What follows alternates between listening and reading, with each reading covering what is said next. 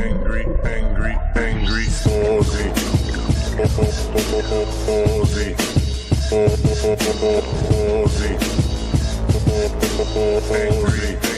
Angry, Aussie. Aussie. Aussie.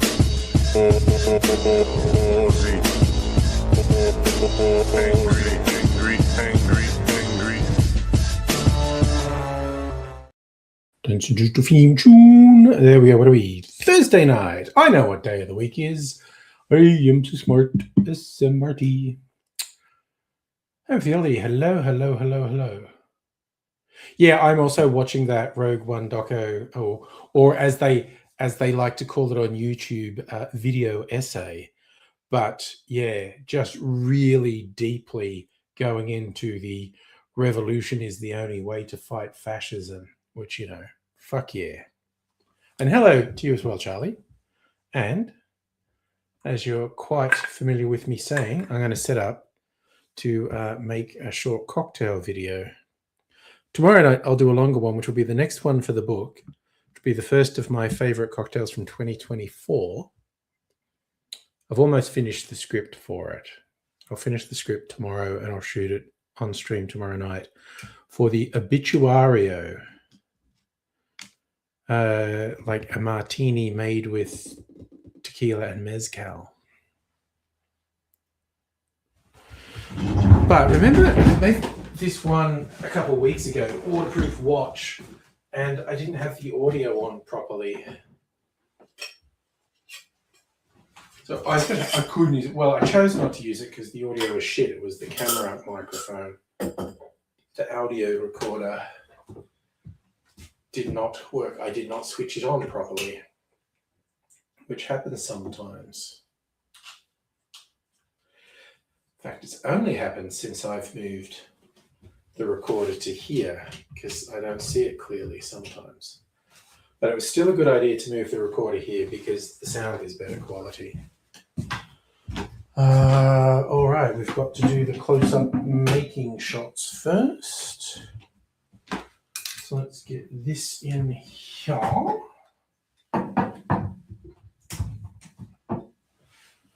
And we'll get this camera ready.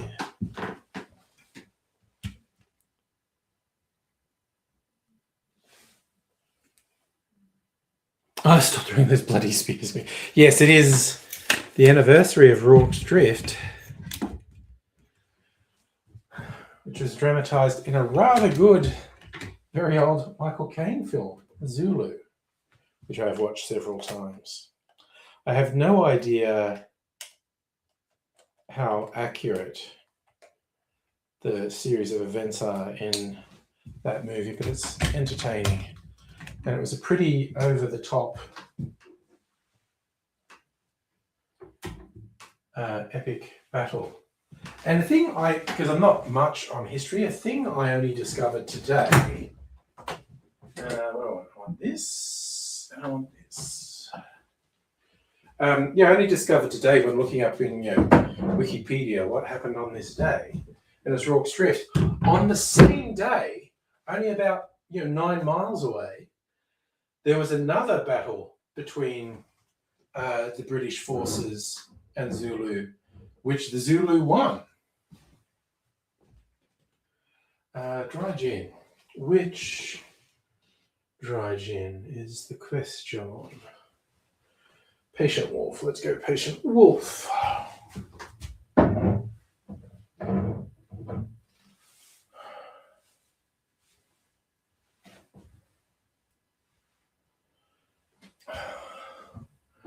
Let's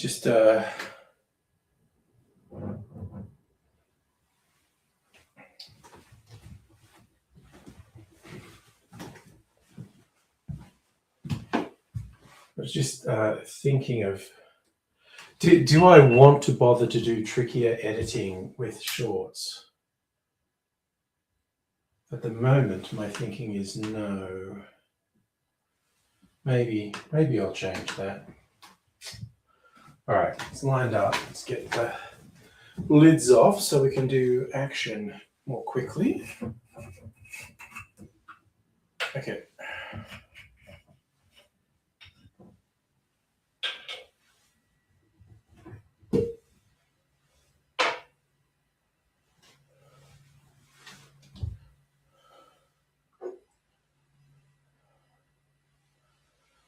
let's do this one first.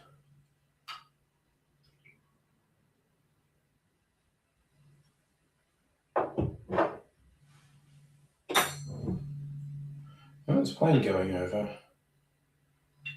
I'm glad I hadn't started shooting. It's going to take a minute to go over, I think. Who's that we're seeing coming in there? Isabella, hello. So I've just started the stream, Isabella, and they usually not that I get huge crowds in the stream. They're just chill hangout things. But the regulars, often take a few minutes to, I don't know, sometimes half an hour show up. Who knows? So I fill in a bit of the time. It's like a warm up. I shoot a video for my cocktail channel. This is just a short one I'm doing tonight, so it should only take me about 5 minutes to shoot. Plane's gone. All right, let's turn the GoPro on. Start pouring us some ingredients. Gin. Aperitivo. And Amaro Montenegro.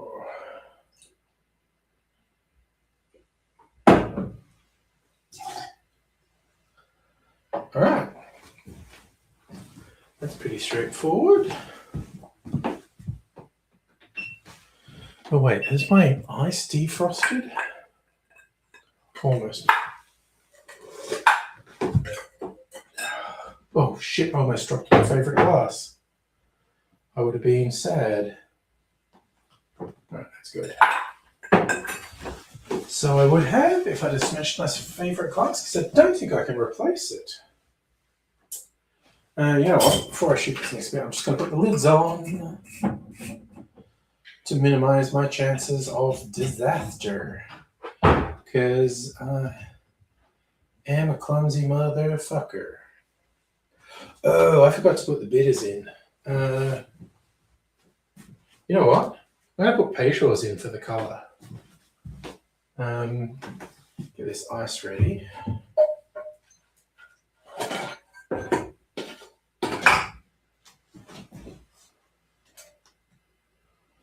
Yes, okay. Could add some bitters before we do that. Okay, I've got it together. Okay. Oh, well, I'm not saying anything. Ooh, it's making it nice and red. Okay, ice. Cold as ice. I'm going to sacrifice our lid. Where's our stirrer?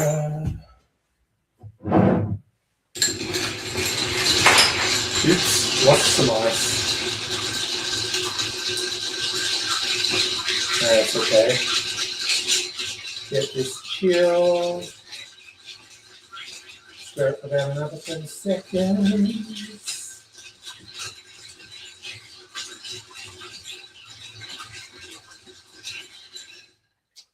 All right.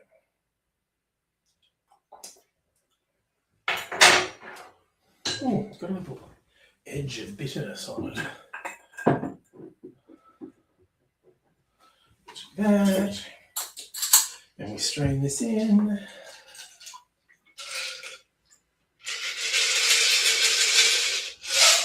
Nice looking drink. I made it extra. Dropping ice on the floor, that's a hazard. Is that Madam Butterfly I see there? Oh wait, have I switched this off? No, I'm done. Come on.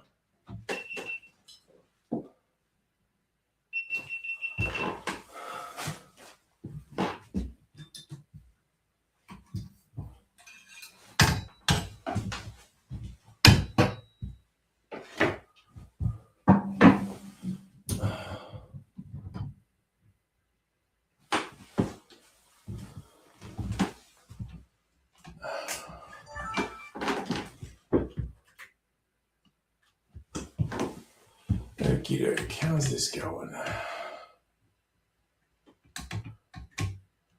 Oh, looks looks all right. Can fix it in post. How are we doing here? That's ready to go. Let's go then.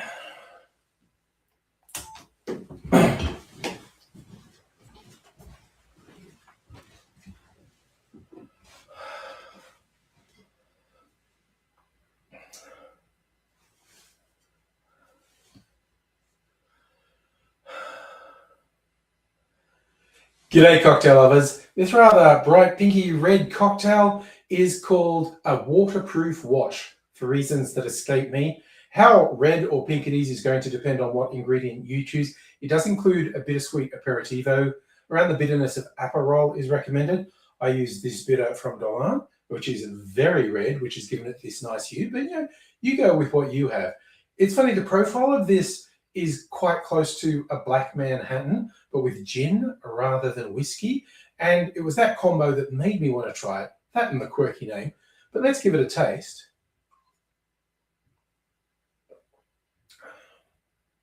Because it's gin rather than whiskey, the aperitivo and the amaro come through more. So it's a very lightly bitter taste. I'm not a fan of one of the most popular cocktails, which is Campari based. Negroni.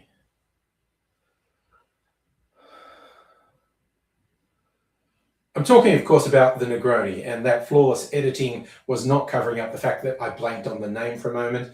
It's particularly where I live, Melbourne, Australia. It is one of the most popular cocktails, but Campari is simply too bitter for me. This bitter is about on a level with Aperol, which I'm fine with.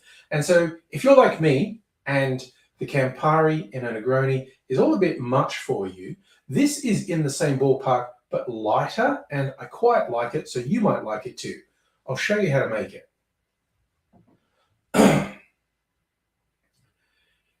In a mixing glass, put 1.5 ounces or 45 mils of dry gin. Then put 3/4 ounce or 22.5 mils of a bittersweet aperitivo. Then 3/4 ounce or 22.5 mils of Amaro Montenegro. Now rounding things out with 2 dashes of Peychaud's bitters.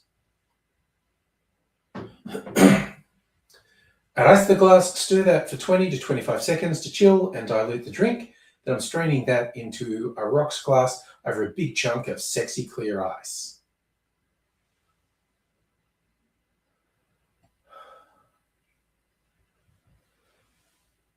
The comparative lightness of the ingredients does show off the ice really well.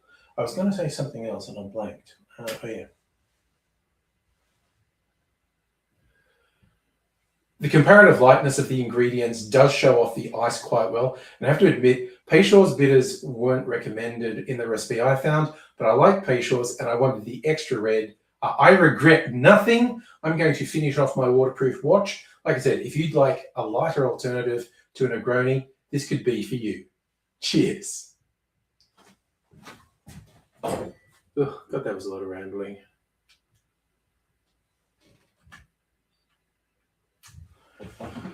I'm a rambling man. What can I say? Okay, I'm going to sit down. That's the only video I plan on making tonight. I don't know. Circumstances, anything could happen really, but in terms of planning, so much as I plan things, my plan is fulfilled. Okay, let's sit down, see what's happening, see what you're all up to. And Philadelphia's going to be right back, got to make a coffee martini. Okay. Why not indeed, if that is your thing. Okie dokie do. Yeah, glad I'm finished before that fucking car went past. Always annoys me. Okay, let's. You know what? Oranges are a fucking bother at the moment. The Australian ones look kind of shit. At least from the supermarket. I need to go to a independent grocer, I think. And the American ones are expensive. And, you know, not a fan of imported things where it's not necessary.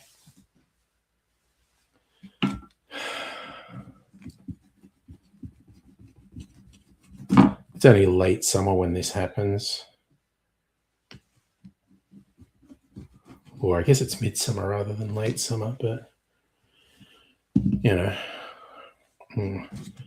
taking the pith as I am wont to do. I don't even know if I really need to, but there did seem to be a bit much pith on this one, so trim it just a bit. Put some orange oils in my drink, 'cause I'm a fancy motherfucker. Okay, that's the big cherries. Looks like we're down to about half a dozen big cherries. Now, okay, I should do the Luxardo cherry first, because then it's easier to eat the big one. Oops. I accidentally got to. What a shame. Hey, Safa, how you doing? Yes. The coalition falling apart. It's deja vu all over again. It is hilarious to me how they are completely incapable of reading the room, as in the conservative wing of the Liberal Party and the Nationals are incapable of reading. Well, the Nationals are sort of like, well, we didn't lose any seats in the election, and they didn't. They might in the future to One Nation. But if they fuck around with the Liberal Party, the coalition's never going to win government.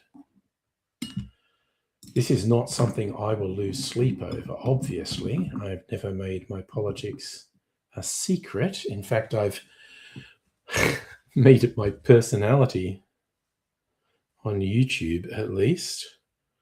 Not so much in the outside world.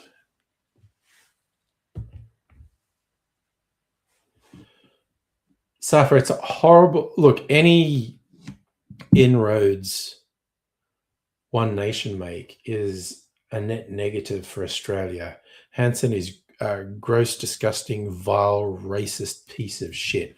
Lying, cowardly, opportunistic, fucking charlatan. But yeah, it does seem like the coalition is feeding her some wins. So I think I don't think it will happen, but I think it's not impossible you'd get Pauline Hanson leading the majority opposition party. Hopefully you got yourself a drink. Copyright striked. Oh, because you put a Triple M ad in. Ah. That's kind of surprising. Okay. Okay, so that's not terrible, this waterproof watch. It is basically more bitter than I like cocktails. Didn't like the walk this way thing. Yeah. It's a risk. Oh. Most memorable Triple M ad. What are we doing here? I was going to open the Discord just in case there was anything interesting being posted during the stream. Memes and jokes. Who's posting?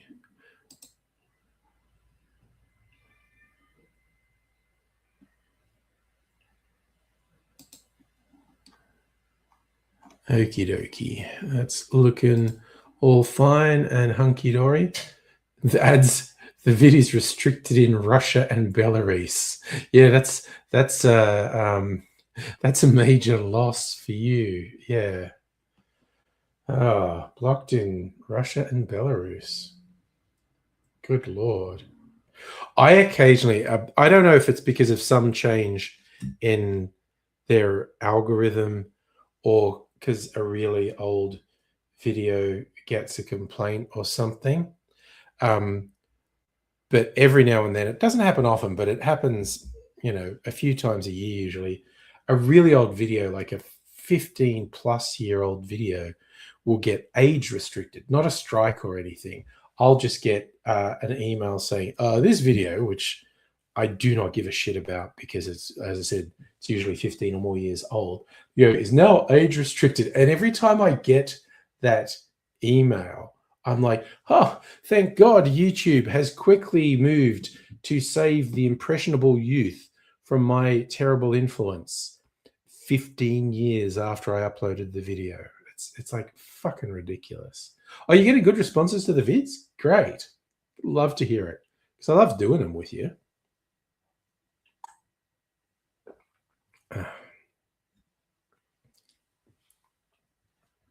Yes, Abigail, we were just talking about that. Great day to be the Liberal National Coalition.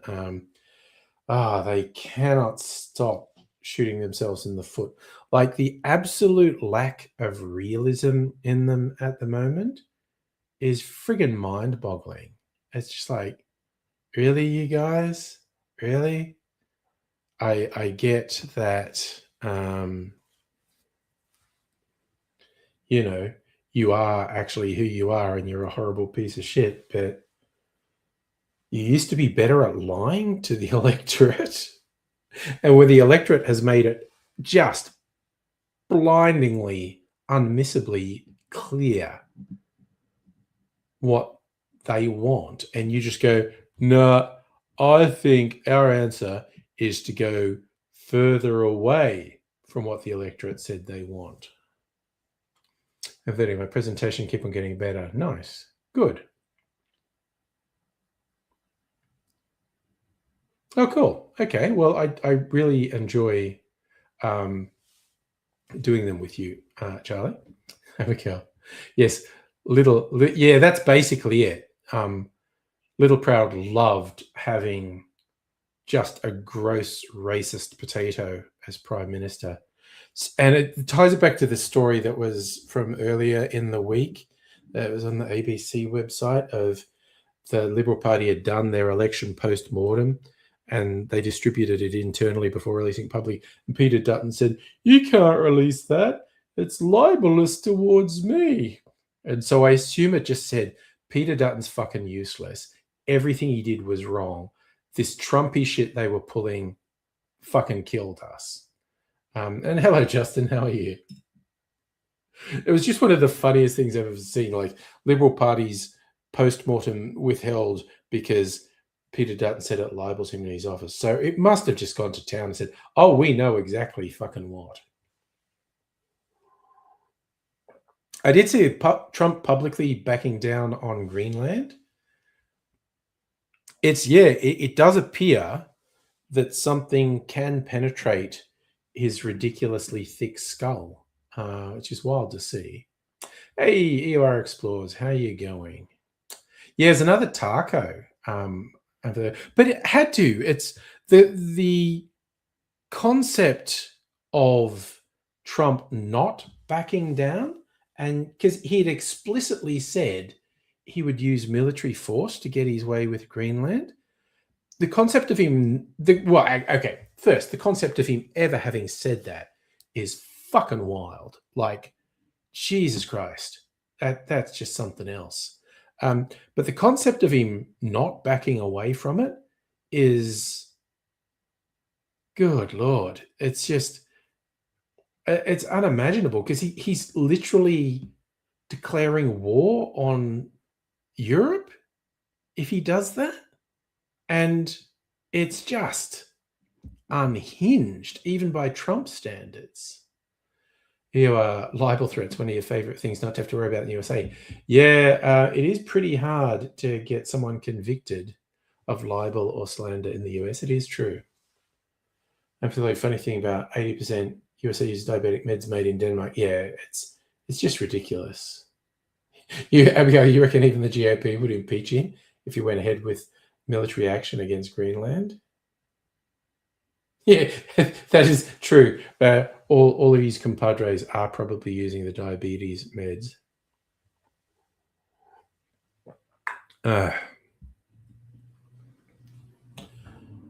It is what it is.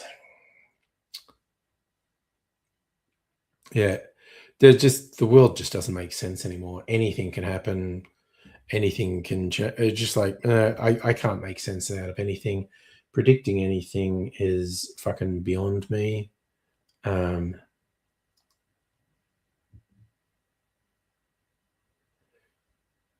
Abigail, it's not you reckon. I didn't see any reference to that, but admittedly, I wasn't searching for it. Can I find the news headlines? Senior Liberals say Susan Lee's leadership is all but over after coalition split. It's hilarious. God, just their fucking self-destructiveness is wild. So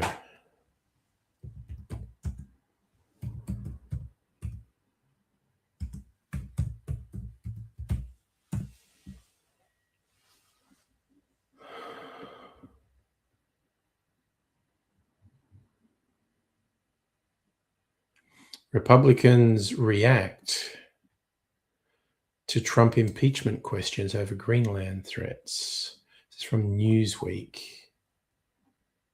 Several Republicans have weighed in on his escalating threats towards Greenland, some criticizing his approach but stopping short of supporting impeachment, and others back his policy.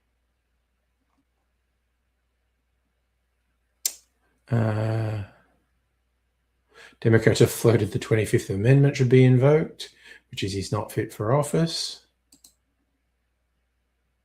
Others have said impeachment. Several top Republicans distancing themselves from Trump. Some say it's unlikely, others have criticized it. But yeah, no, people had to take it seriously because he wouldn't fucking stop saying it. Okay, last week, Representative Don Bacon, a Nebraska Republican, said Trump's Greenland threats might lead to impeachment efforts, which is a very big deal to say publicly. Called Trump's actions immoral. Very embarrassing conduct. Other Republicans have stopped short of mentioning impeachment, but have voiced concern.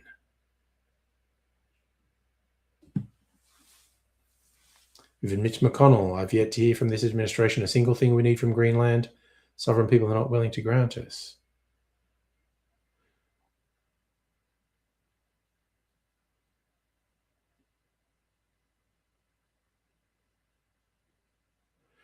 So on CNBC, a host said there are some Republicans raised the issue as well. Believe McConnell said if the president goes ahead with moves on Greenland, this would be something other Republicans would move to impeach him on. Are you in that camp? And that Republican said, I'm not going to go to impeachment. So it's like one guy said it publicly, and the scuttlebutt is behind closed doors, more are saying it. And, oh yeah, no, Hemphilality. I watched Begonia a couple of weeks ago.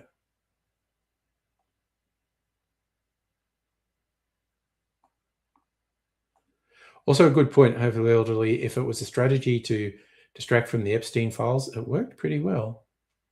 You know, you remember 7 years ago, people were going to be able to 3D print. Oh, yeah. Medication, no. There were a couple of complete lies about technological medical breakthroughs pushed by various charlatans. Did NATO stop buying Russian oil? I don't know. And look, it's correct, EOR, but the thing is, when you say impeachment's nothing unless you get 2/3 of the Senate. But if actual Republicans are saying it out loud, yeah, and you're saying like Clinton and Trump both got impeached by Congress, but it wasn't, you know, a vote to convict from the Senate. And also, even if, the thing I always tell people, impeachment is not a legal process. It's a political process with the trappings of a legal process. Like, if, like, yeah, okay, the president's a Republican, if both Congress and Senate were Democrat and they had the numbers, they could pass an impeachment even if the president had not done anything wrong. because it's a political process. You don't have to prove that the president has broken a law that deserves their removal from office. You just have to have enough people to vote on a motion. And removal from office is one more step, Safa. Getting a conviction out of impeachment is not an automatic removal from office.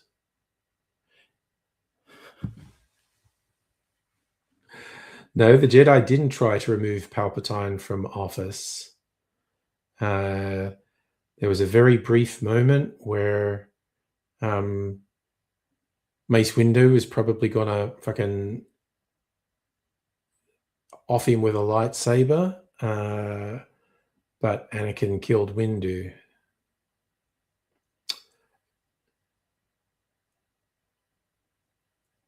Okay, EOR, I'm not gonna live and die by this, but again, it's not a legal. This is what I'll stick to. It is not a legal process in the concept of the law, courts, etc. So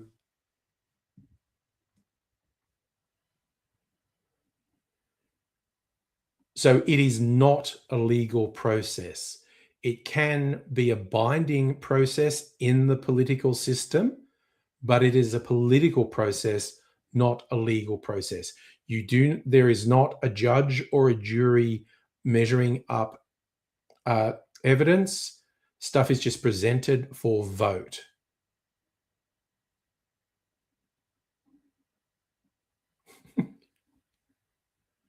Abigail, you're putting stuff on the bonfire of things I don't care about.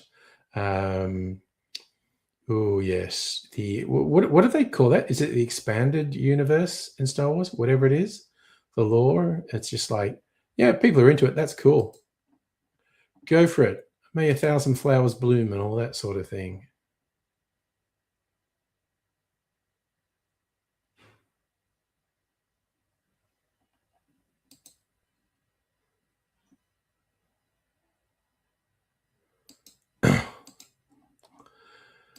Okay.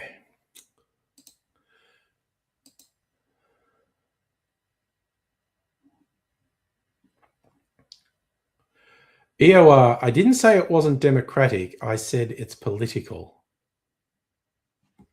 And like I said, it's not about. It isn't about the law. It is about political will. Okay, I'm going to see if I can get a good source. Ooh, guess what auto-completed? Does impeachment auto-completed to mean removal from office? Okay, what does the US Senate say about how impeachment works? House of Reps shall have sole power of impeachment. Senate shall have sole power to try impeachments. No person shall be convicted without the concurrence of 2/3 of members present. The president, vice president, all civil officers in the US are subject to impeachment. Impeachment, House of Representatives charges by simple majority. The Senate sits as a high court of impeachment to consider evidence, hear witness, vote to acquit, convict the impeached official. Committee of Representatives act as prosecutors. In the case of presidential impeachment trials, the Chief Justice of the United States presides. Constitution requires a 2/3 vote of the Senate to convict. Penalty for impeached official. It is removal from office. Okay, that was worth confirming. Okay, I thought they had to do another completely separate proceeding to remove from office. So I'm not going to read the fucking Constitution. So so for exactly what was saying, the Congress impeaches and they just need a simple majority. The Democrats had a simple majority, so they voted to impeach Trump. It goes to trial in the Senate, and it requires a 2/3 vote to convict. And apparently it does mean removal from office. I thought there was maybe another process after that where they had to have a vote of should he be removed from office, but it seems not.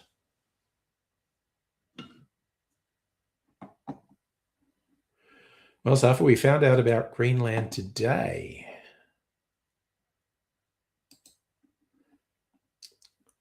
And there's USA.gov.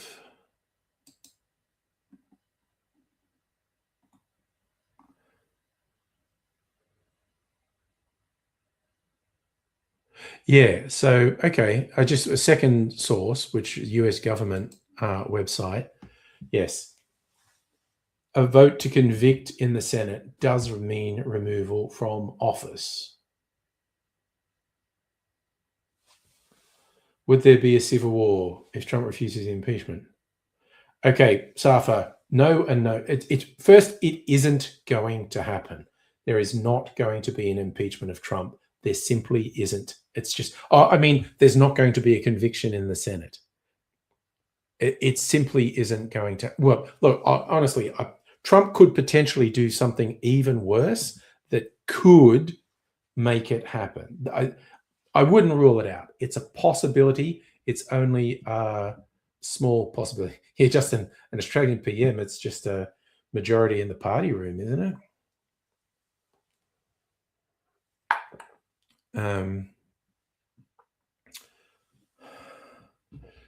No, there wouldn't be a civil war. Would there be riots from his fuckwit supporters? Absolutely. Would Trump encourage them to do it? Abso-fucking-lutely. Would there be widespread violence? Yes. Would a lot of people get injured and potentially killed? Yes. That is not a civil war. The civil war is when an armed uprising directly tries to overthrow thing. The trouble would be if there was any splintering in the military, which I don't think there would be, because an impeachment of Trump just means President Vance.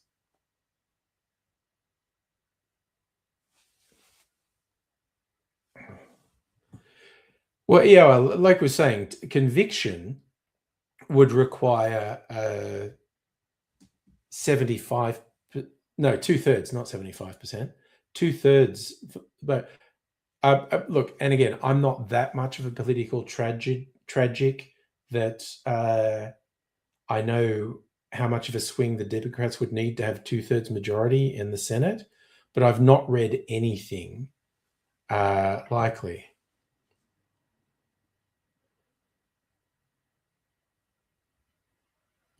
I don't know what you mean by an impeachment of Vance also, Safa. It's just, you need grounds. I mean, the Democrats are wusses. They knew the impeachments against Trump weren't going to go ahead. They knew the Senate would reject them when they did it. So it was all for show and whatever.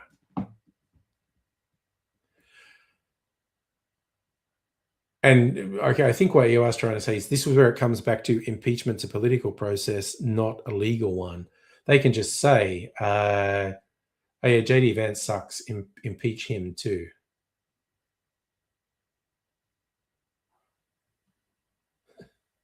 Abigail, I tend to agree with you that Jan Stance Vance is not a popular person. But who fucking knows? The way the Republicans in the US work, it doesn't make any sense to me. It's all cray-cray. But I don't know.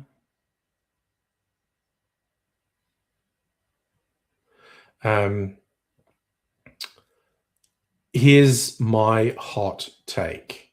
And this is based on nothing. It's just a hot take.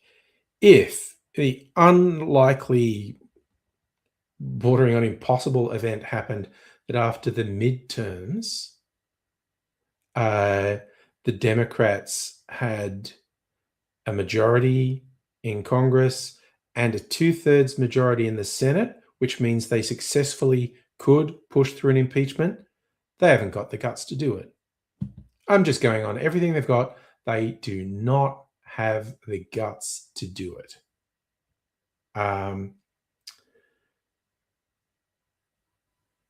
Second, look, great big asterisk on that, Trump could do something even worse, and it could make a lot of sense to actually do the impeachment. So let's pretend they did and was successful, so that makes Vance president. They definitely would not move against Vance, because they're so weak and cowardly and timid. They'd be worried that made them look bad publicly. You can be sure in the future, if at any point ever there's a Democratic president and the Republicans have the numbers to do impeachment and conviction, they will do it. They will do it for no reason. The Democrats won't, and honestly shouldn't without reason. There is no question in my mind that the Republicans would do it to a Democratic president for no reason whatsoever, just because they could. Safa, what if aliens land tomorrow and take over all world government? That's only marginally less likely than the Democrats getting a 2/3 majority in the Senate. He said not knowing the numbers at all. So here you are. Chuck Schumer saying 6 ways from Sunday. Been through your life as already. Yeah, you think the aliens have taken over? Democrats win 2/3 Senate. See if someone's got numbers. Okay, so 2/3 of the Senate would be 67 seats. Democrats currently have 47. Republicans have 53.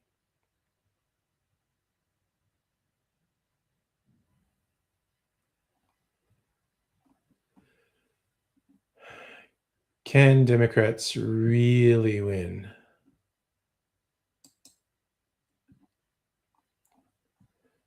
So 53-47, that really only requires 4 Senate seats to change hands. That's a majority, or more than the Republicans, but 2/3? Democrats would have to gain. They've currently got 47. They would have to gain 20, which is like clearly not possible. I mean, it's possible in the most abstract sense of the word, but it isn't going to happen. It's an easy, clear, unequivocal fact. It isn't going to happen. So Trump is not going to get removed from office unless he does something just unimaginably bad. And I mean, far worse than threatening Greenland. You know, maybe if he had actually pulled military action. Trump is not going to be removed from office unless the Republicans want to remove him from office.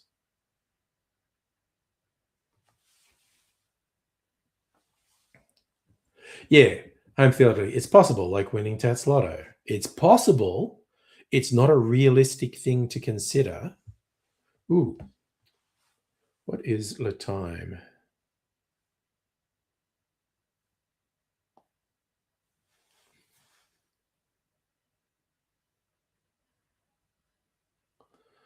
Okay.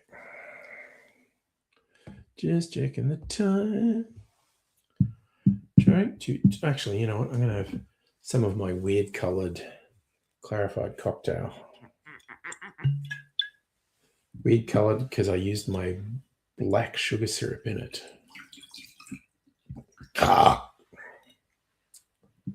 Yeah, and that's the thing. This is, I think, based on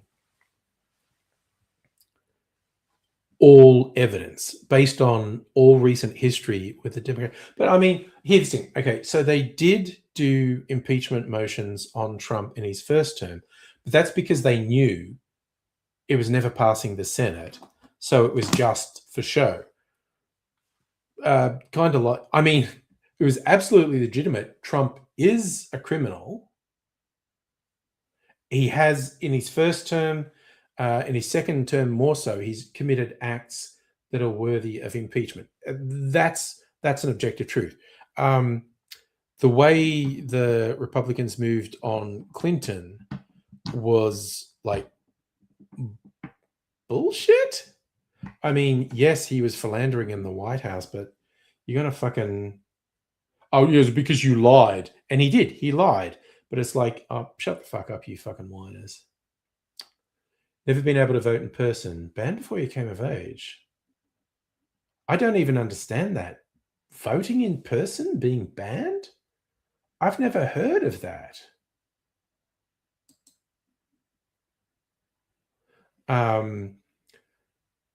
Yes, most people vote in person in Australia, go to polling booths. And yes, EOR, they got him on a technicality. He did lie under oath on a completely inconsequential matter. But, I mean, maybe Clinton should be in jail, honestly. But, you know.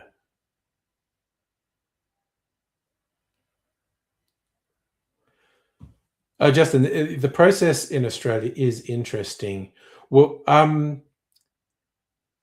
again, I could be corrected on the minutiae of this, but I think what happens in Australia is it's a vote of no confidence in the government,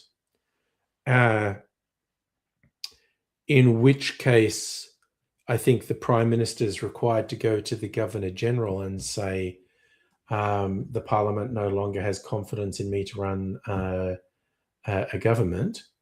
And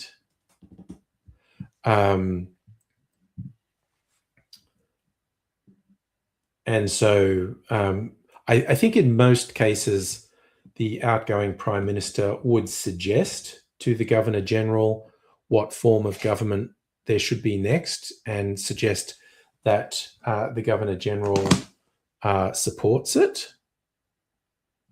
But then again, like if there's splits and factions, and this happened relatively recently when both the coalition and Labor were minorities, but Labor got the majority of independents to support them. And the Libs went to the Governor General, said, it should be us because we were the government. And Labor said, well, it should be us because we've got the numbers. And the Libs were really upset when the Governor General said, yeah, you don't have the numbers. There'll just be another no confidence motion. Isabella, hello. We're just deeply immersed in nerd political stuff. Yeah, I can't vote in person in Washington since before you were able to vote. Only through the mail. Wow, that's wild.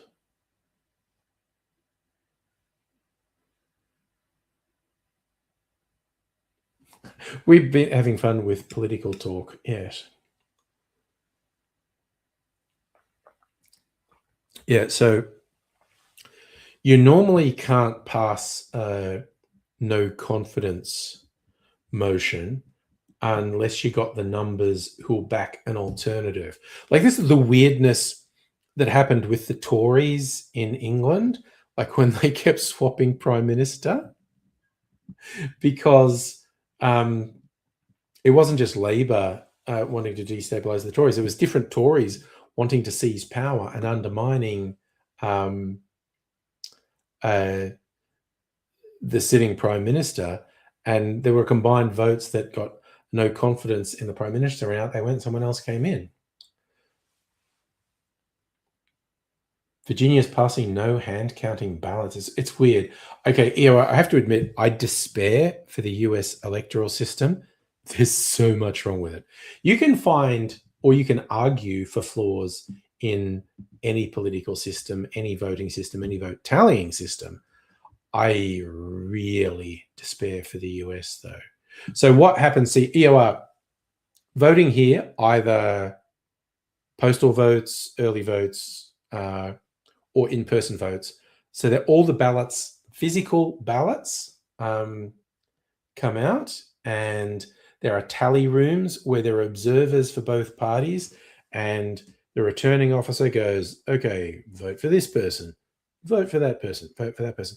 And as we saw in the last federal election, because we have preferential voting and the distribution of preferences in where there's a lot of candidates can be complicated and take a long time and can be contested.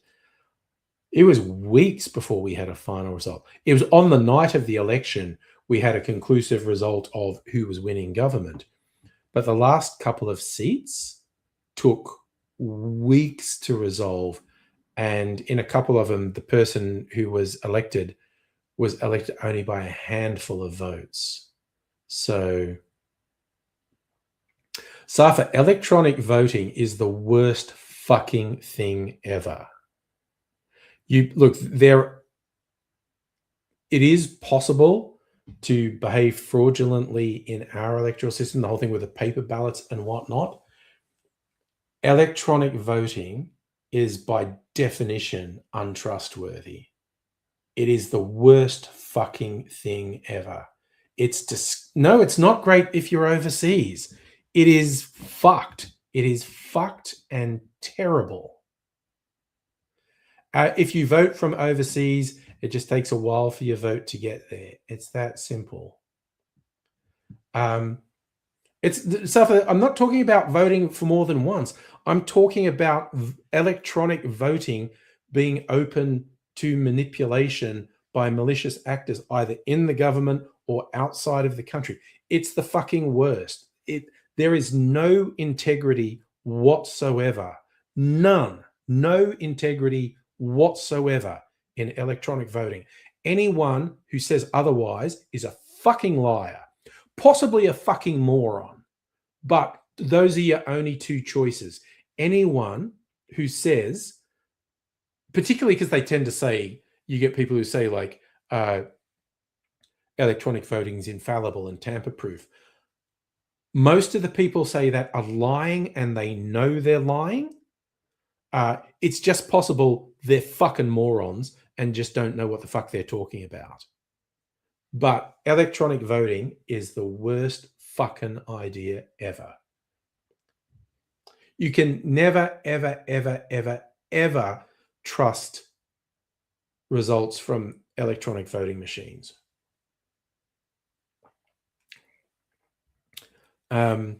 You can have arguments about the integrity of ballot boxes and blah-de-blah-de-blah-de-blah, and you can find examples of either deliberate tampering or mishandling. But obviously the ACT has electronic voting for state elections. The people who made that decision are fucking morons. Okay? It is just the worst fucking idea. It is, I say that as someone who's worked in technology for 30 years, it's the worst fucking idea. No integrity whatsoever. I mean, Jesus Christ, you have the people who run the companies that do the electronic voting machines in the US openly preaching their extreme political bias. I put your life this way. Any moment DARPA has the tech to change your stream to anything else with your voice. Oh, yeah. I mean, nothing electronic is trustworthy. Hasn't been for a long time. Mind you, while we're all worried about deep fakes, we've always been at the mercy of people in positions of power or influence who will just gladly lie.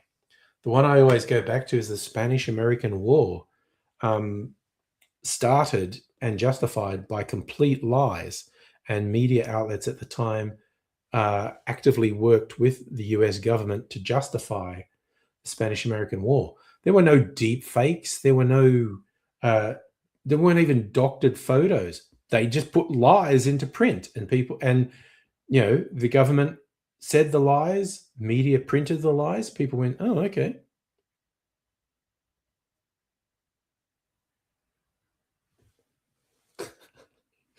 So for you, laziness. Look, it is true.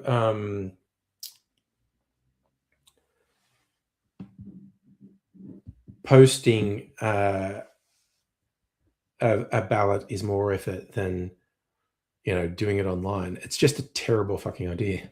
We are see this is from my anarchist friends back in the day. I read up a bit on the Spanish Civil War.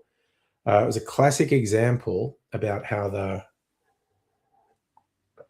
the people who call themselves left will side with fascists if the alternative is to side with people like, no, we're going to deconstruct the power system. So the anarchists who did not want anyone to have the level of power that the government had, the communists did. They wanted to be the ones who had that power. And the communists betrayed the anarchists because the anarchists weren't in the mood to give the communists power.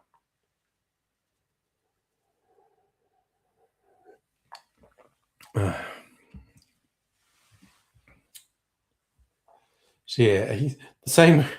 My opinion on voting machines is the same reason I don't have smart devices in my home. They're just, oh look, okay, this is bad enough. This is, we all know this is a spying machine, right? The only thing that stops you being constantly surveilled and tracked by a government is if they don't want to. If a government really wants to track and surveil you constantly, they will just do it. We've seen unequivocal evidence of that. So the only reason you're not being surveilled is because no one can be bothered surveilling you. If there was interest in surveilling you, you're fucking done. Your phone, any smart device in your home. Or I love that. I know the technology you're talking about, EOR, a Wi-Fi router, because it is sending the radio waves, technically is an imaging device.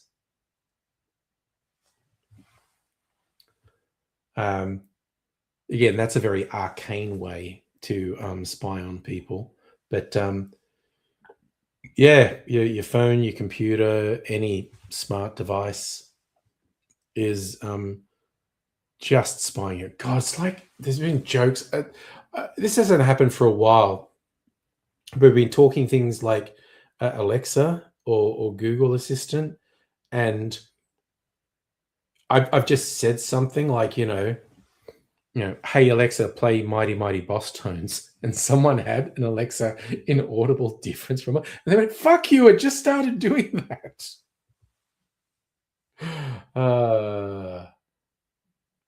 That's true, Safa. Most modern TV remotes have a microphone in them.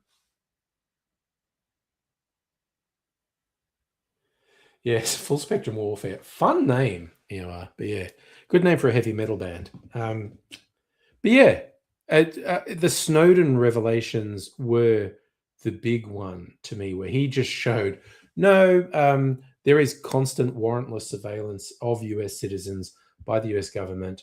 And if you're not being surveilled, it's just because they don't want to surveil you. That was a PlayStation 2 game. Still think it's a good name for a heavy metal band. So yeah, it's a hell of a thing, but got to try not to go crazy about it. Not go crazy. Got to do my exit. Is that? I feel like that's bending more. Maybe not. It's just like really got to work that motherfucker. I got to go back to the hand therapist on Tuesday, and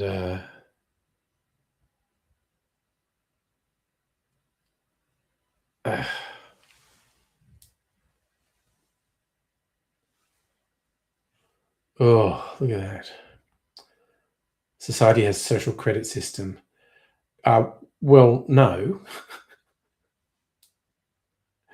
Be clear, use the language properly. Social credit system is something that is actively monitored and scored, and there are repercussions to what your social credit score is.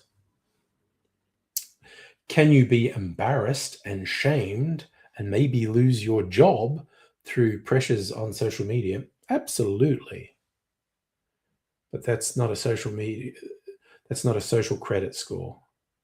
I'm not even sure the degree to which that's in place in China. Everyone says it is, but I'm always wary of sort of anti-Chinese propaganda, with a big asterisk that I think the CCP suck.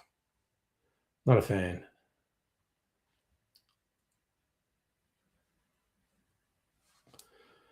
I got to see how can I make a fist. I've got to make a fist. So I got to just close that, and it's like just the little finger does not want to close into a fist. So I'm gonna really just fucking push it.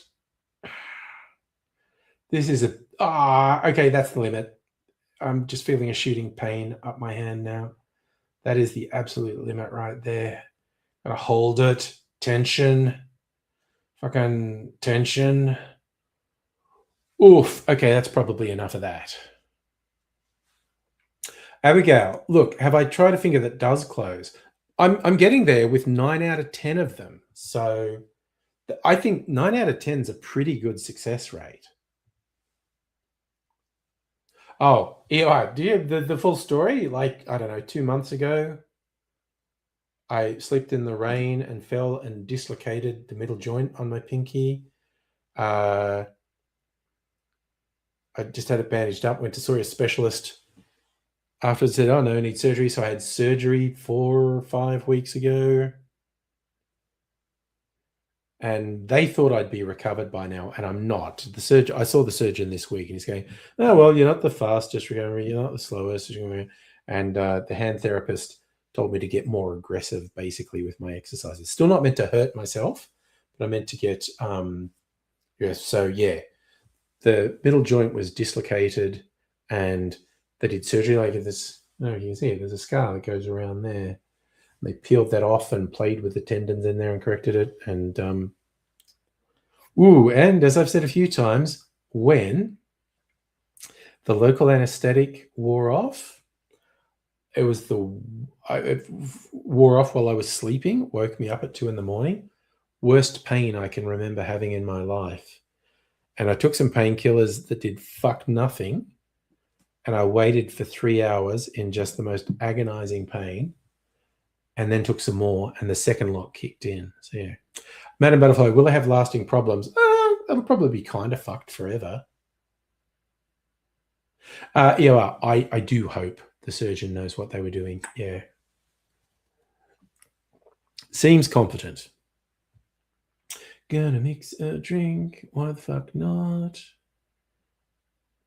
Actually, you know what I think I'll do? I think I'll have some mineral water.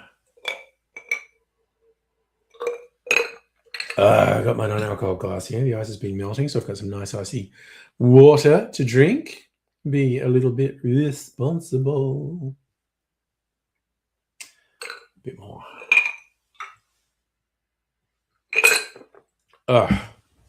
Wo ist my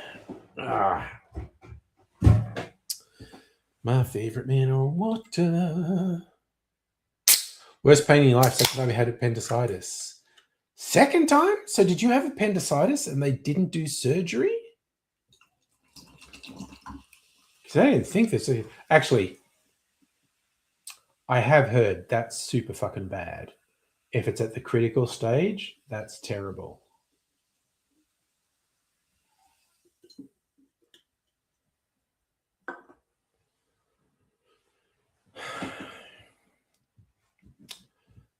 So, yeah. I've never had appendicitis. I still have my appendix. So, yee-haw.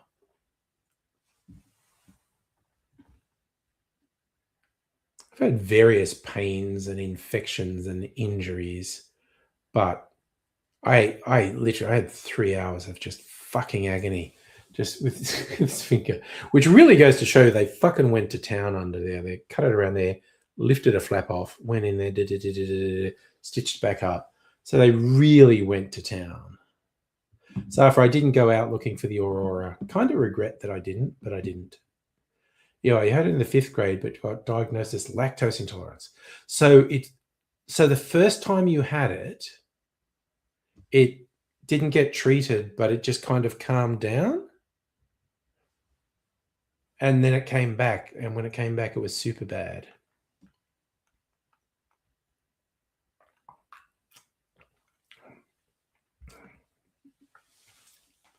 Damn. So how long did it take for it to come back? When was the second time? So it was super bad the first time, and they badly misdiagnosed you, said it was lactose intolerance. They're telling you had an upset tummy because of lactose intolerance. And it was actually appendicitis, which can kill you. Okay. Good stuff. Good fucking God, honestly. Ugh, that's some wacky shit right there.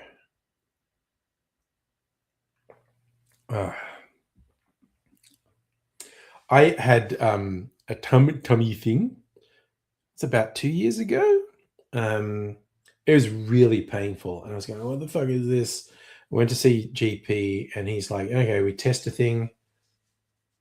Heine, you've been lurking, doing stuff. Good for you, buddy. I hope you're enjoying the stuff you're doing." And the doctor's going, "Okay, I think." He goes, "Okay, I think it's this thing." I think I had to get an ultrasound. I forget what the test was. I think it was an ultrasound, probably a blood test and an ultrasound. And he's going, "Oh, there's a thing. I forget what it's called. Diverticulitis. It's that. Something in your lower intestine." And it's like, if it was what he thought it was, it's a chronic condition. You have it forever, and you take medication to manage it. But then other tests came back, and it wasn't that. It was something way more benign. And it's just like, oh, yeah, take a round of this medication and it'll be gone. So,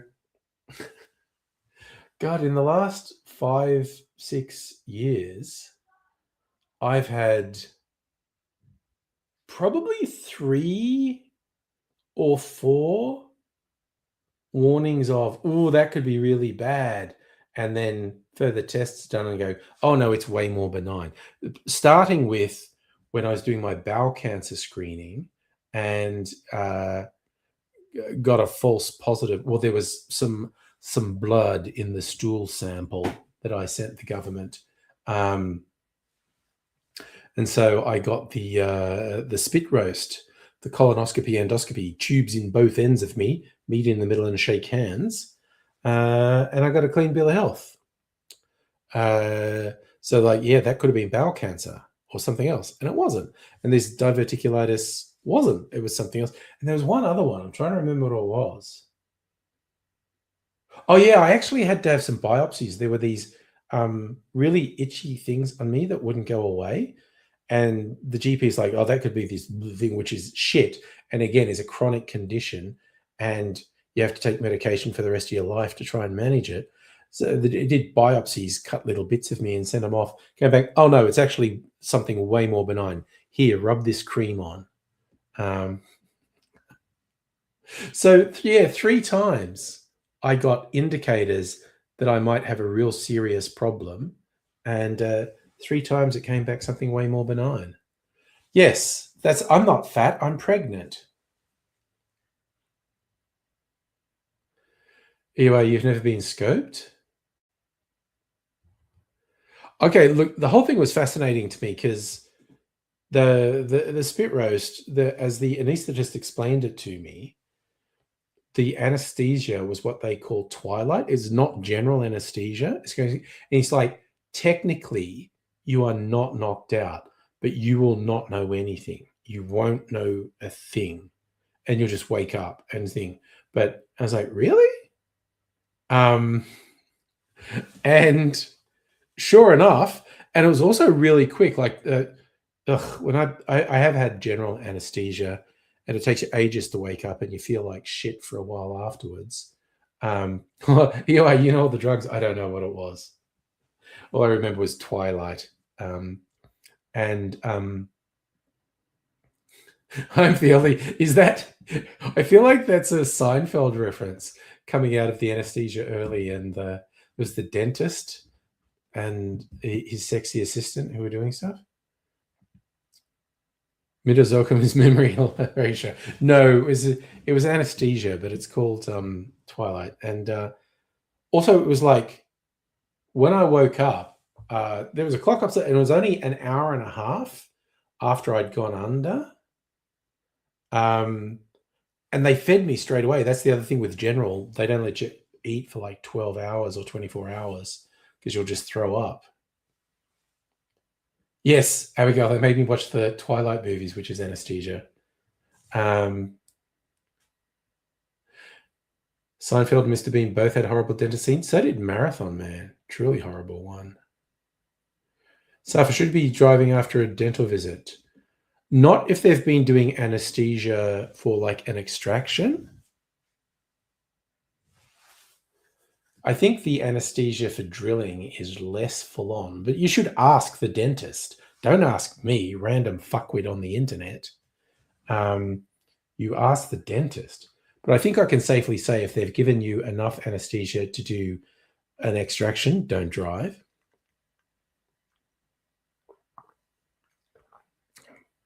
And dentist visit. I visit the dentist just for checkups and to get my teeth cleaned.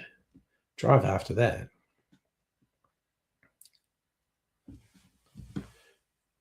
Again, stuff. Why you? Okay, you maybe typed that second comment before I said, "Don't ask me."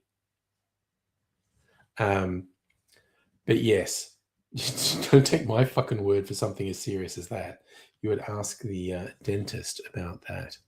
But yeah, and I've told this story multiple times. But the anesthesia I had for this surgery was local.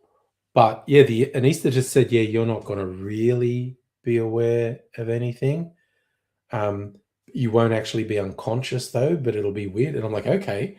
And I was waiting. I never even felt tripped out. I never felt high, which kind of a ripoff, honestly. But as I've said multiple times, I was not aware of the passage of time. I thought it was about 30 minutes and it was an hour and a half. And the anaesthetist did check with me once. He said to me, how are you going? And I heard him and I answered, I'm fine. Yeah, cool.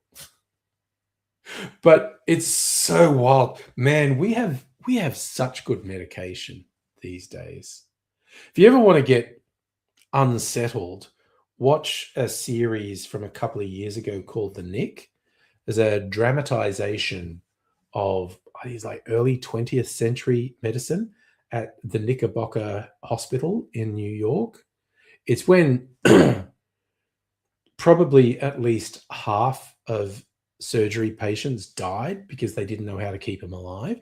They were just experimenting like, okay, this guy is going to die if I don't do surgery on him. So I'm going to do my experimental surgery and see if they fucking live. Yes. Happy, would you fall asleep when you listen to Anastasia? Probably. And I'm like, you're so fucking crazy. Get enough anesthesia to kill a horse in order to work. See, that's what's the horse tranquilizer? Ketamine, which became a party drug, which I've never done and never will. So Eli, your appendicitis flared up in 8th grade. So 3 years later, came back, dad's sitting next to bed, asked you to squeeze his hand. Based on the pain, took you to hospital. Nurse couldn't find your appendix. Doctor found it under 15 seconds. Skeptical even as a grade schooler. Good Lord. Who likes tennis stuff? I think Mrs. Angry was watching it earlier. I just don't really give a shit about any sport. I will watch it if I feel like it. Ketamine is kitten and puppy surgery medication. I suppose it's veterinary medication, basically. But for whatever reason, people started using it recreationally. I remember a newspaper article in like the 90s when ketamine was being used at raves and whatnot. It was the Daily Telegraph. I was in Sydney trying to do a scare article. And of course, everyone just called it Special K. There's even a song about it. You come on just like Special K. And this conservative tabloid's trying to do a scare piece on it. And they're going, yeah, the kids call it names like Vitamin K. And they came up with all these ridiculous names that no one uses, but they wouldn't say Special K because, of course, that's a cereal, as you're saying, here you are. And the Daily Telegraph didn't want to offend a potential advertiser, but saying Special K. Okay, yeah, you remember people saying Vitamin K? Again, I just found it hilarious that this paper used all these other things but refused to say Special K, which was just the most common thing to call it. It's like every now and then when they try and do scare articles about recreational drugs, half the time I feel like they're doing PR for them. I remember one, Majors, this didn't last very long. It was a form of amphetamine, maybe a cocaine derivative, but it would be sold as a paste. And I think sometimes it was actually in little tubes like toothpaste, but I think they were like paint tube things. And it was a paste. And rather than snorting it or shooting it or smoking it, people were squeezing some of this paste into a coffee and blending it in and drinking it. And then they were describing, the euphoria and da-da-da-da. And I was reading this article going, is this meant to be a scare article or is this meant to be advertising? Because you're kind of making it sound good. But whatever this one was, it didn't last. I never saw it. I mean, yeah, I guess I hung out with some pretty serious druggy types in the 90s. But I never saw anyone with that. But okay, the people I hung out with weren't that rich. People I was hanging out with were not really doing cocaine. Because they weren't rich enough. Vitamin C. Name another person with two bangers ending in Asian and not much else. Okay, I feel like I've missed something there, EOR. You're moving a bit fast for me and I'm not getting everything. I'm an old man. You've got to slow down and explain things to me.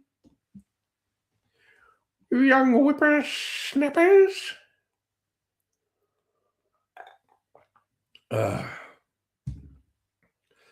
It's yeah, I mean,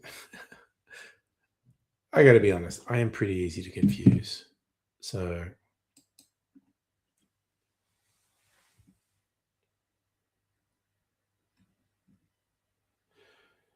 graduation. See, okay, you're talking about a musical artiste. I am not familiar with a track called Graduation. Is the performer actually called Vitamin C? Because I've never fucking heard of them if they are.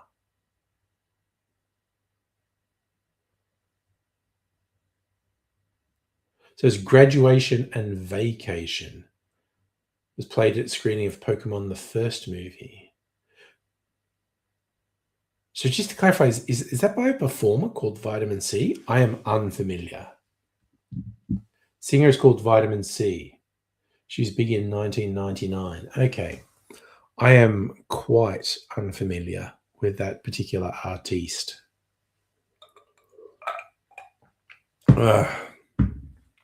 Even though I watched the Pokemon movie heaps of times, because my kids were super into Pokemon. We had the first, I think, 2 seasons of Pokemon on VHS, which is a lot of VHS tapes. And they were just played so much. And we had the first Pokemon movie. I think got more than one Pokemon movie on disc, but the first Pokemon movie was the big one. Yeah, I reckon I really don't need to get familiar. Okay.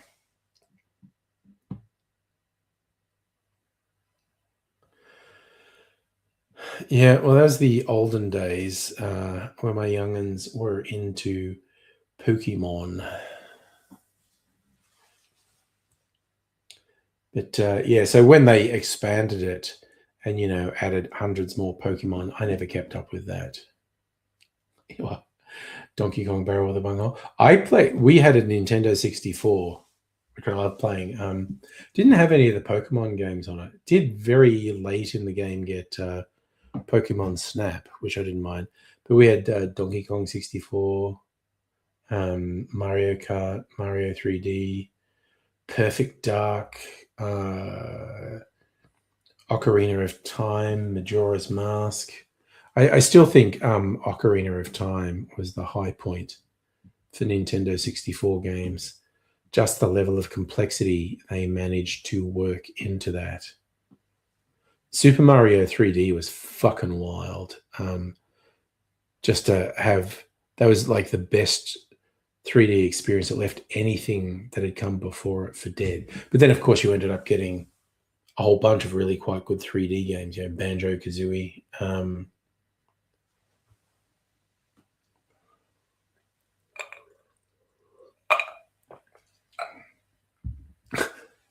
The funniest thing to me about Banjo Kazooie, I don't know if anyone remembers it, but it's a 3D open world platformer thing. You're running around trying to beat this witch, and in lots of spaces in the open world, there's a hiding behind something is a good witch who will tell you trivia. Will tell you trivia about the thing, and as things you could like text dialogue comes up, you could click past it, and ignore it because it just seemed like stupid juvenile jokes.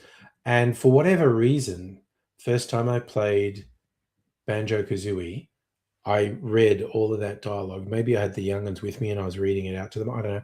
But I read all that dialogue and it seemed really fucking pointless and very juvenile jokes. And then anyway, you get to the end of the game, and after the boss fight, there's a game show where you get asked these questions, and the answers were what this good witch told you.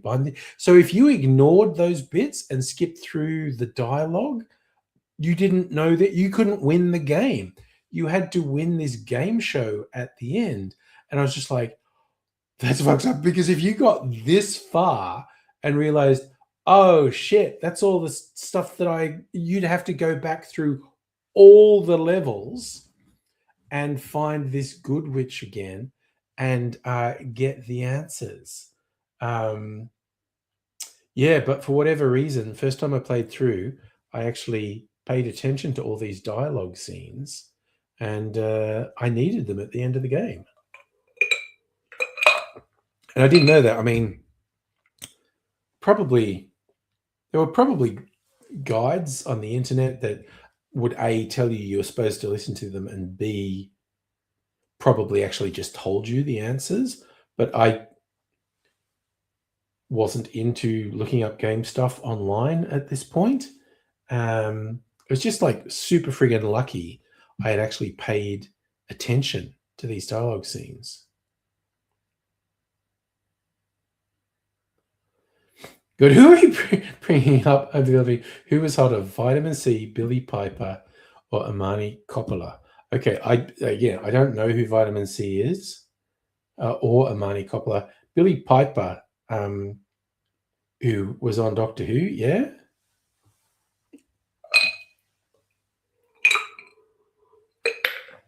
Or was that someone else? Am I getting someone confused? You know what I'm going to do? It's not even 9:30. So I've been responsible and had a whole can of mineral water. Might mix myself. All right. Yes, she was a singer before she was on Doctor Who. Yeah, I thought that's who we were talking about. I just wanted to make sure. Do.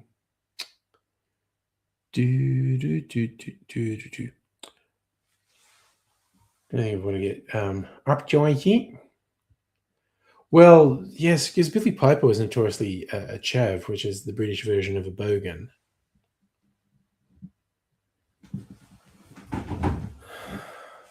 Okay, I'm gonna mix myself a drink, but what will it be? It's a mystery to me. I'll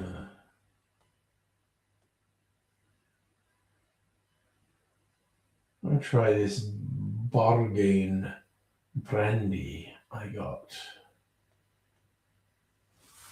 You know what? I'm going to do a quick search-a-rooney.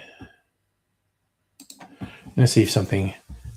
I put stirred brandy cocktail. Difford's cognac or brandy recipes. Okay. Liquor.com. 8 brandy cocktails to make in 5 minutes or less. What do we got? Corpse Reviver, number 1. Oh, they made that for me at fucking Death & Co. in Melbourne, and it was really good. Okay. Can I check that? Number 2, a Betsy Ross.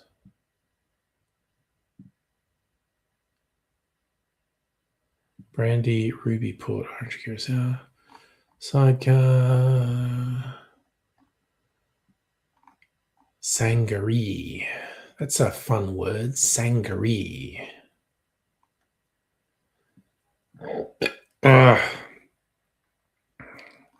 Brandy Old Fashioned, of course. Brandy Alexander. Okay. So maybe Corpse Reviver number 1. What's in it? Calvados, cognac. And I don't want something that I don't have to go to the fridge. Julep, Bombay.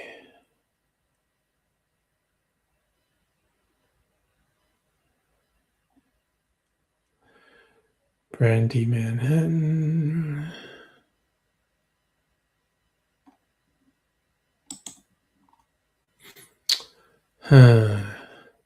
You know what? I might stop trying to.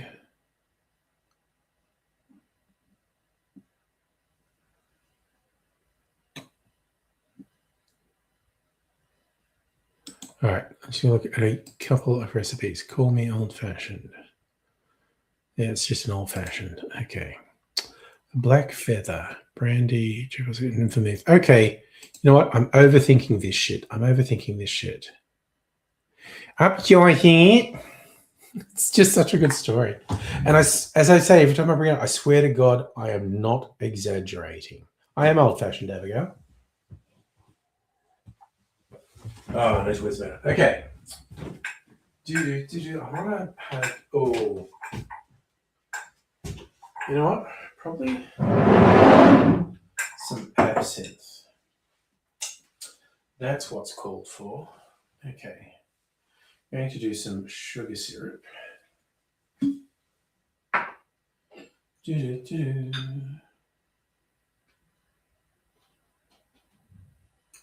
Call me on the line. Call me anytime. Actually, I'm going to put orange in it. Brandy, orange, and absinthe.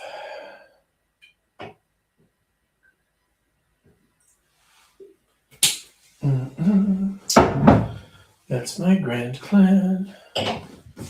I don't think I've opened this bottle. I got it cheap in post-Christmas sales. Or I forget which sales, but it was really fucking cheap.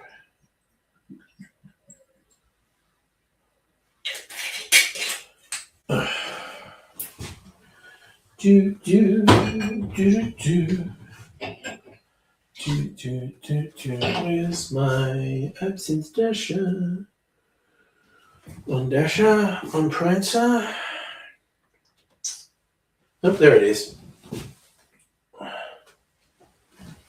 Oh, Probably need to put a bit more in here. Fuck me. Okay. Great. Right, so more absinthe than I was intending. Jesus Christ, it's greeny black now. All right. Fair whack of absinthe before bedtime. My perfect Pogan accent. Yeah, the lid came off my dasher. And so I put a lot more absinthe than I intended to. It's okay, I like absinthe. But I'm probably going to lose the taste of everything else. It's just going to taste like absinthe. I mean, lucky there was only a little bit in there. Yeah, I actually thought it was pretty funny too.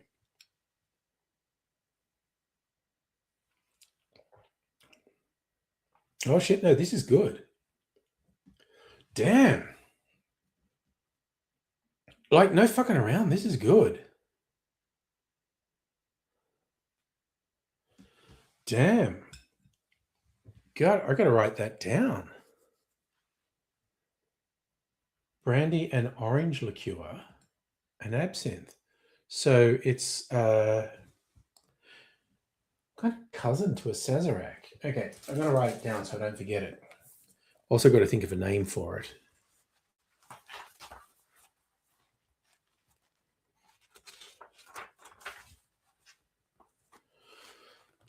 The three cherries is good. All right, got to come up with a name for this. But 45 ml brandy.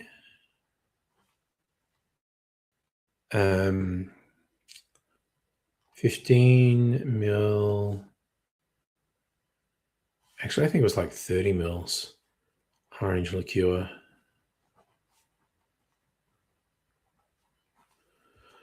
5 mil sugar syrup.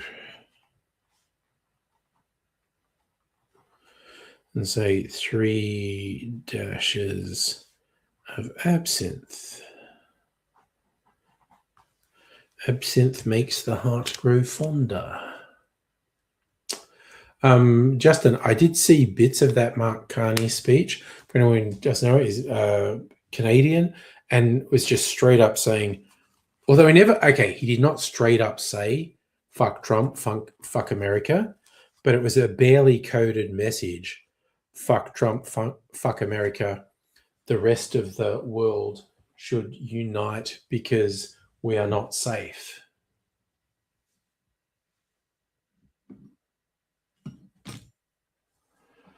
Honey, finish Showgirls. Best 90s feminism movie. Showgirls is quite entertaining, I think.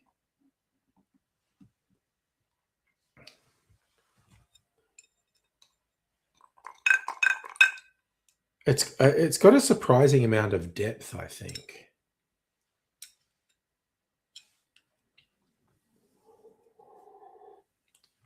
We're talking about commentary tracks. Home Theodorly always reminds me of, there was a series of articles on the Onion website, their AV club, the Audiovisual Club. Commentary, and this is from the height of DVDs, commentary tracks of The Damned. It's when like a movie that was shit, like was a commercial failure, a critical failure, and some of the stars had to do a commentary track for it, and they were just like, well, this is going to be funny. Well, let's listen to them try to justify why they made such a fucking terrible movie. It's really so. Hopefully, your copy of Showgirls, we should point out, Heidi, incredible commentary track. A guy who does presentation on my Showgirls is the greatest movie ever made. Nice.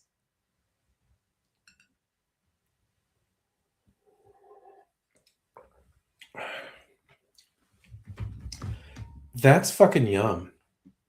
That is really good. Oh, well, I wrote it down. Well, I imagine there's some comedic value in someone earnestly saying Showgirls is the greatest movie ever made.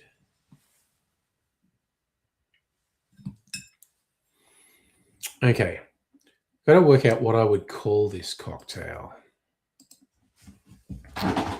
What does Sazerac mean? Yes, it is a cocktail, but I mean, does it mean, what is the meaning of Sazerac? No.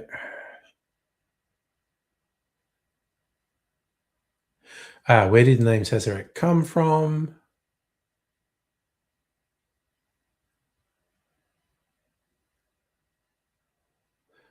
From Peychaud's favorite French brandy, Sazerac de Forge. Yeah. What's the difference between bourbon and Sazerac? Jesus fucking Christ. What's Taylor Swift's favorite cocktail? A French blonde.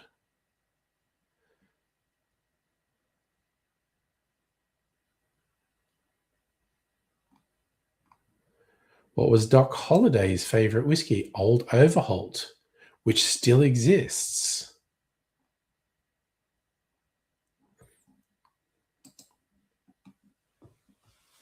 Oh, honey, you do have the commentary track. Nice. Oh, gay men taking pictures to a whole level. Never met any of those.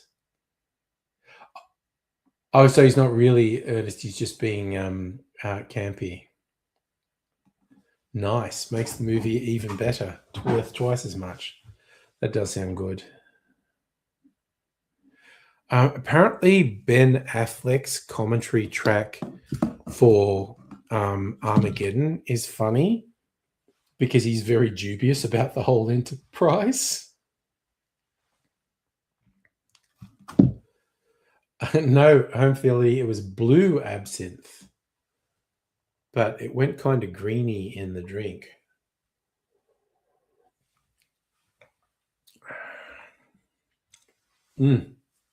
It's so fucking good though. So it's kind of a cousin to a Sazerac. So I was trying to find out. Oh wait, maybe Google Translate French to English.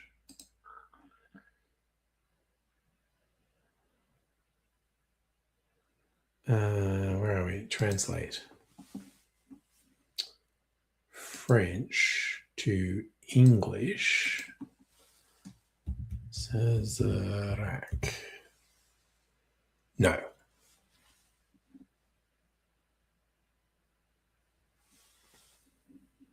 That doesn't tell me anything. Damn it. The green behind the green door. Yeah, if I put slightly less absinthe in it, it might look more green.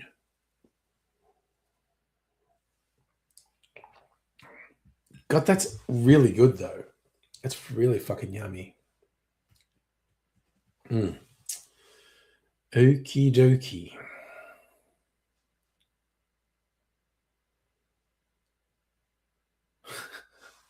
I've still never seen Behind the Green Door. Classic 70s porn, Marilyn Chambers, when they used to actually spend money on making feature-length porn. Need more cocktails named after pornos.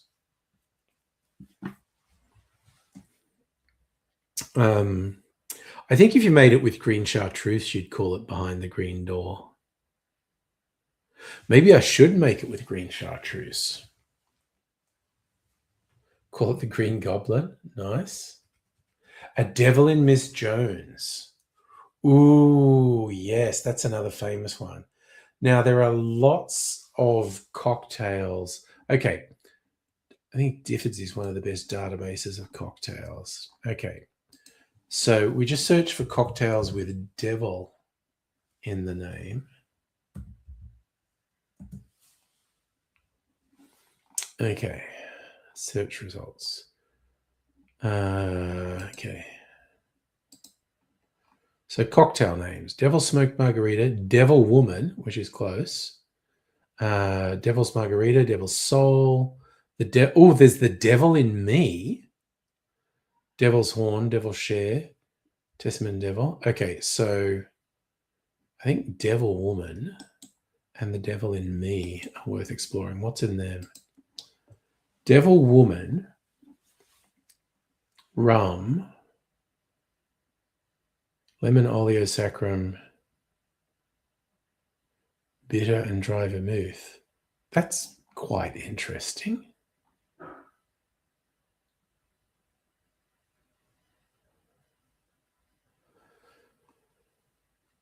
That is quite interesting. The Devil in Me is brandy, chili liqueur, plum sake, maraschino liqueur, chocolate bitters.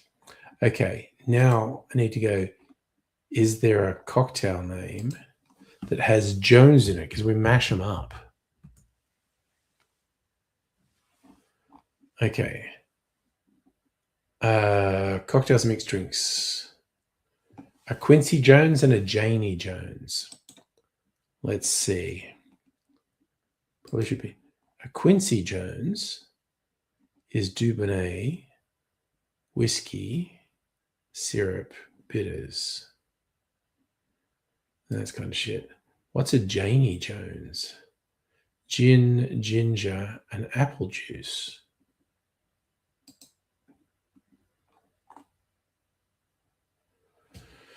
Oof.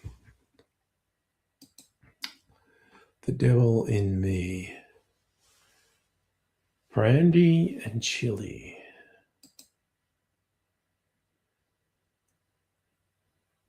And ginger, maybe. Brandy and chili and ginger. That says plum wine, and this one's apple juice. It could work. So I get the Janie Jones, which is gin, ginger liqueur, and apple cider or apple juice. The Devil in Me. Brandy, chili, plum wine. So I'm thinking we go brandy, chili, ginger.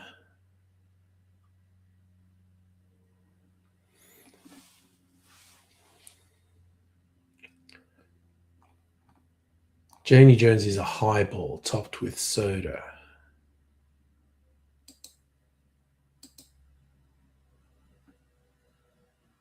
Okay, so that's the question. Do we want to?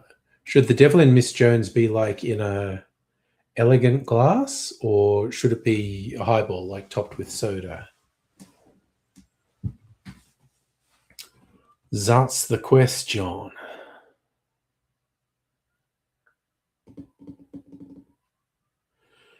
Home Theology, you're the one who wants a Devil in Miss Jones.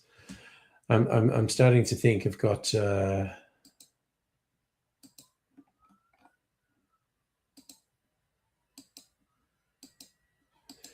We do a brandy, a chili liqueur, a ginger liqueur, and then maybe topped with alcoholic apple cider, actually, as the topper.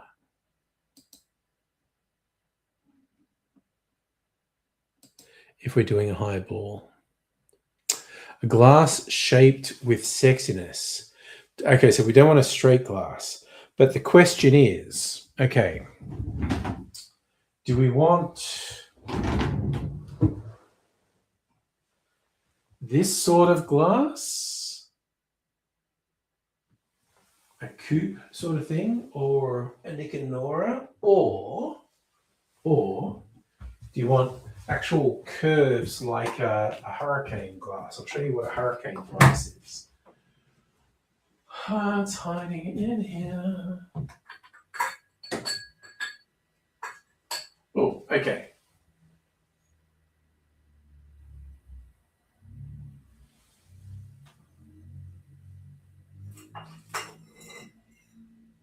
Two more possibilities. could do something that's a bit more like a wine glass like this. Well, this is a hurricane glass. Put lots of ice in it.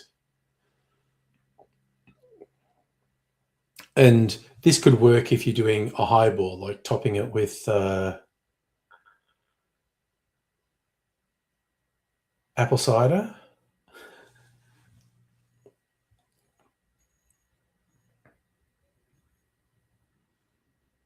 I got lots of glassware. Like this is actually a Planet Hollywood glass. Do you notice? Which I have kept this. I think I got this in the 80s. 80s or early 90s in Sydney when there was a Planet Hollywood in Sydney.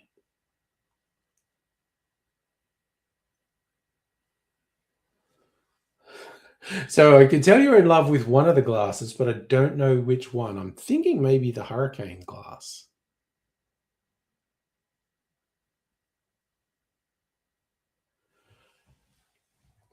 I think you're calling out the hurricane glass, which I almost never use.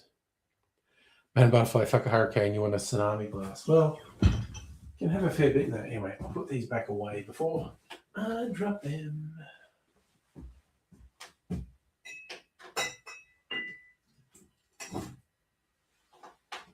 Let's put this and this away. Oh, where does this one go? There, that'll do. That'll do, pig. That'll do. Oof. The Planet Hollywood one. Okay. Yes, that is what we call a hurricane glass. The traditional tiki drink, the hurricane, served there. Just you're going all caps now. See Discord. What did you put in the Discord?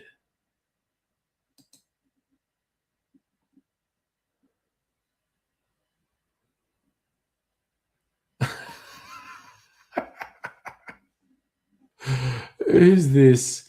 All right, the Petita activist. Okay, I thought maybe a traditional media outlet had decided to be funny. From the Batuta Advocate, Twink, Taylor, Soldier, Spy. Okay, so yes, Twink is obvious. Taylor, Angus Taylor, Soldier. Who's Spy? Like I like don't give a shit about the LNP. I don't know who the last guy is or why he would be called Spy.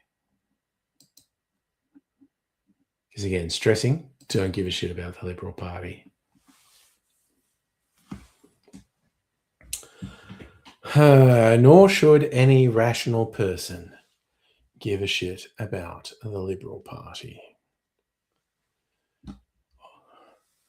Dan Tahan. See, still means nothing to me. No fucking idea who that is or why he would be called a spy. Again, to stress, don't give a shit about the Liberal Party. Anthony, do you reckon Hasty? I think Hasty reckons Hasty. And what's funny is because he's such a fucking conservative, if he gets in, that's the fucking Liberal Party marginalised for another couple of election cycles. Represents Warrnambool. Great. Is he like the only Liberal MP in Victoria?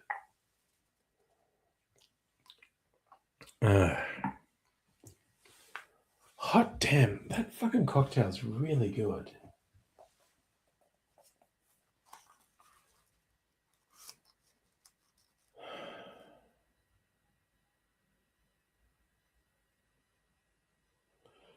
I might play with that a bit more tomorrow night. But that's fucking good. I'm going to make a video about that at some point. Just got to keep the notes so I don't forget. Decide on a name. Yeah, you're right. The Twink is the only Liberal MP in Metro Melbourne. Dehaan's big player and Morrison taking over the leadership. So, okay. So they're all Conservatives. Okay, fine. Gee, okay. I thought that was very insightful of you. Home for the Elderly. You're reading his wiki. Okay. That makes sense. Ooh. Okay.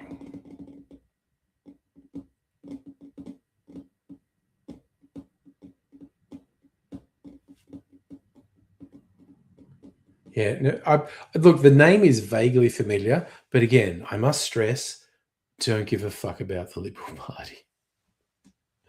There are so few of them, and I don't give the mental bandwidth to work out who they are. We're almost 2 hours in, but that's the thing, when we get into like intense political stuff, time tends to fly. But also, I discovered a new cocktail recipe that I really fucking like. Maybe want to refine it a little bit. And okay. I think behind the green door, we should go really fucking green. So there's green chartreuse, but I've also got creme de menthe, green creme de menthe. Have I got anything else green? Midori. And Midori is such a 70s drink. Should we experiment with behind the green door tomorrow night? Oh, yes. That was the thing. Biscoff.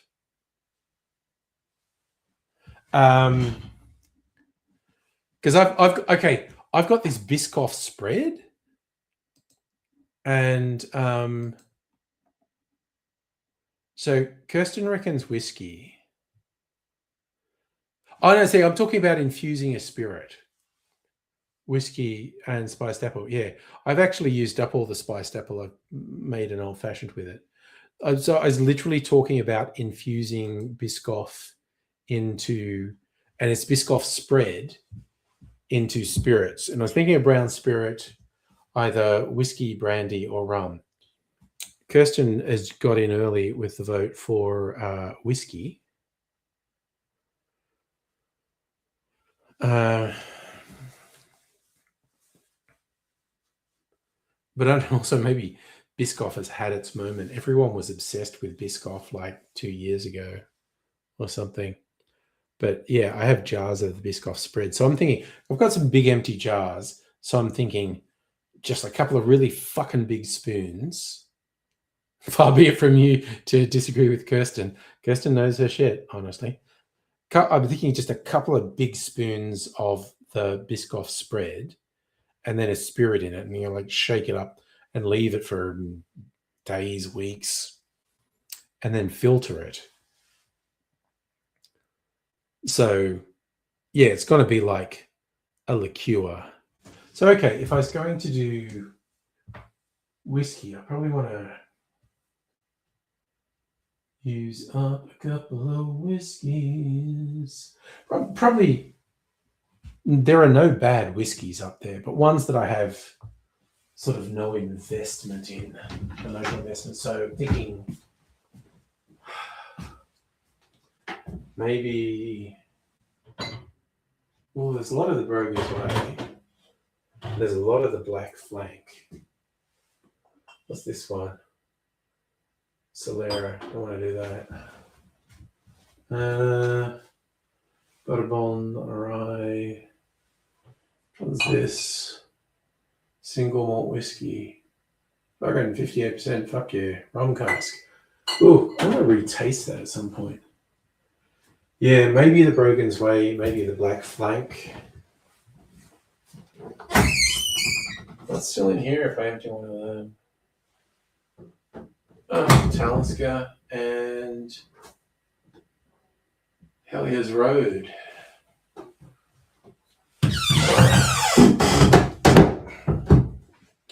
Okie doke. Might do some tastings tomorrow night. Keep it simple, not too simple. Something like Nova. Compare it tastes before and after. Yeah, look, I might even do some comparison tastes of some whiskies tomorrow night and decide which one I think would go best with Biscoff. Anyway, it's 5-2. Take that stalk out of this cherry. Pluck a duck.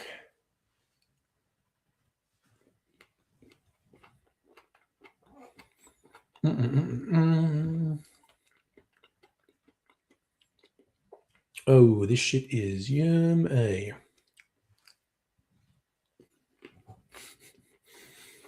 A bit decadent going for 3 cherries, but you know what? I'm a special boy and deserve special things. The original Scarface. What's the original Scarface? Is that a James Cagney one? Is that what we mean by original Scarface?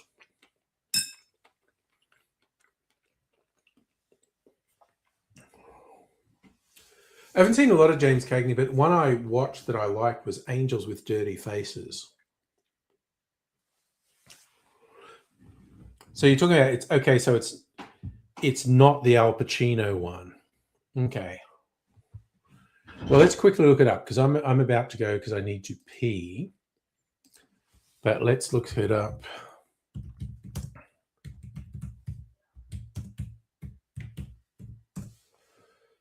Scarface, 1932 film.